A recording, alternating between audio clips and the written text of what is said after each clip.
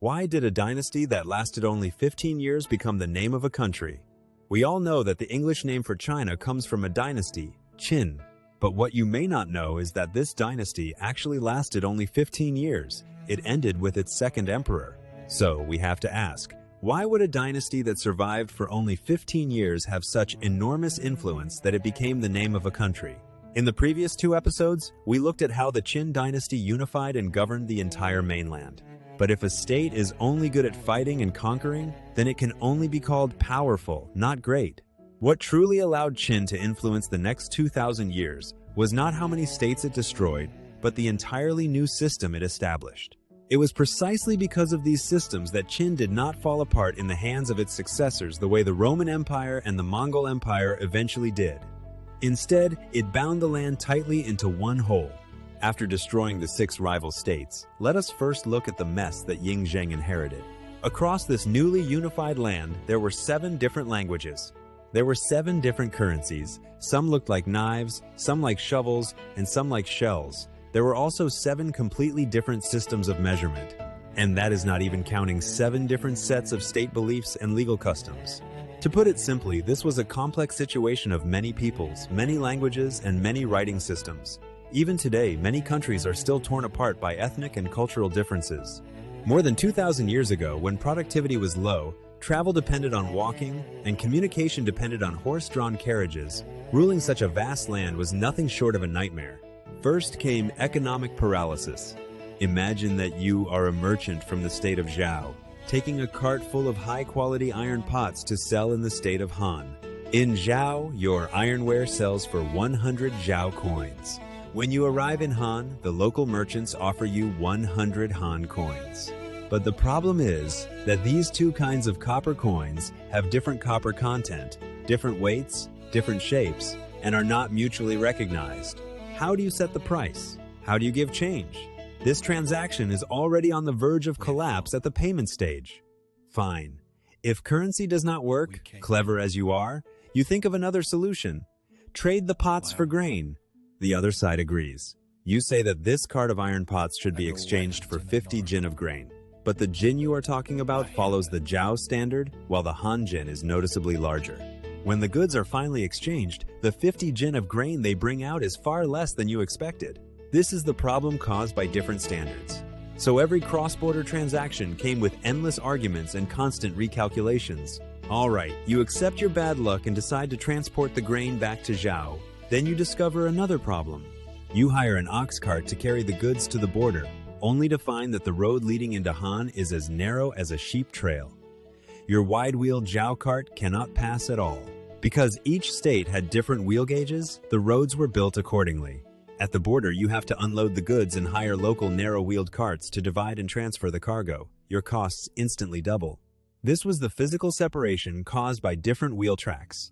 During World War I, a similar problem occurred inside the Austro-Hungarian Empire. Because railway gauges were different in different regions, an entire army group failed to arrive on the battlefield on time and missed a crucial battle. Before Qin unified the land, each economic zone was isolated from the others. Unifying weights, measures, and currency was like forcibly installing one shared commercial operating system across all of China. Unifying the wheel gauge, meanwhile, laid down the unobstructed highways for that system to run. Then came administrative paralysis. Imagine that you are a low-ranking clerk from Zhao. The realm has already been unified, and Qin Shi Huang has issued a new imperial order that must be delivered from the capital to your office. The bamboo slips arrive by fast horse, but they are written in Qin script. You grew up in Zhao for the first half of your life and you cannot read them at all. You stare at the order in confusion, trying to guess its meaning. If something goes wrong, what awaits you is the harsh Qin law. Without a unified writing system, government orders cannot even leave the central office in any meaningful way. Even if you understand the content of the order, you still cannot carry it out. Because the Dan and Lai mentioned in the order follow Qin standards, while the household registers in your office still use Zhao standards. How should you convert them? How can you make sure the amount collected is exactly what your superiors demand, no more and no less? This created enormous trouble for local officials, and at the same time left room for corruption.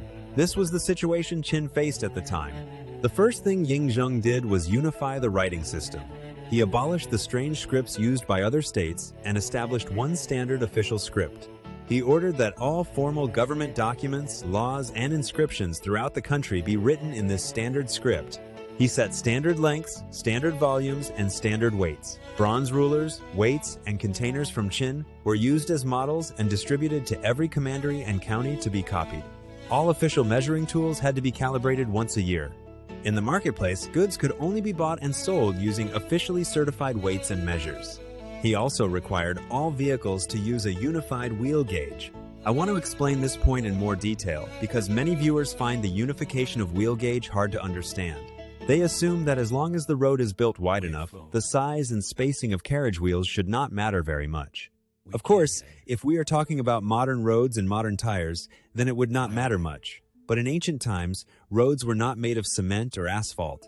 They were made of earth. And carriage wheels were not made of rubber, but of wood.